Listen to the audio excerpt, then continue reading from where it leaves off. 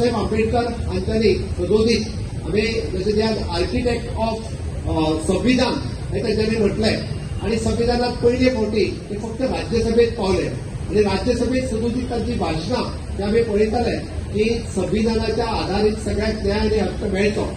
पण डॉक्टर बाबासाहेब आंबेडकर हे त्यांना लोकसभेत पावले ना. तुम्ही जर पळयशात 2 फावटी लोकसभेंतल्यान त्यांनी निवडणुका लडोवपाचो प्रयत्न केलो, पण ताका हारोवपी कोण आसा हाचो मुद्दामूच तुम्ही काढून पळयात. ताका कोणी हारयले हे बी पळोवपाक जाय, हे लोकांक कळपाक जाय ताका हारोवपी कोण जर आसतली. आज जे सांगतात की आम्ही सर्वधर्म समभाव आसा तीच काँग्रेस असतली की डॉक्टर बाबासाहेब आंबेडकरांक या लोकसभेत न पावोवन दिवपा खातीर जो प्रयत्न करपी कोण आसा जाल्यार ती काँग्रेस आसा. हांव एक मुद्दामून मेन्शन करता, आमच्या सदोदीत सरकारान तांची तत्वां ही सर्वतोपरी लोकांच्या कडेन पावोवची. तांच्यांनी म्हटलें की संविधान समान अधिकार सगळ्यांक दिवचे, संविधानान महिलांक हक्क दिवचे.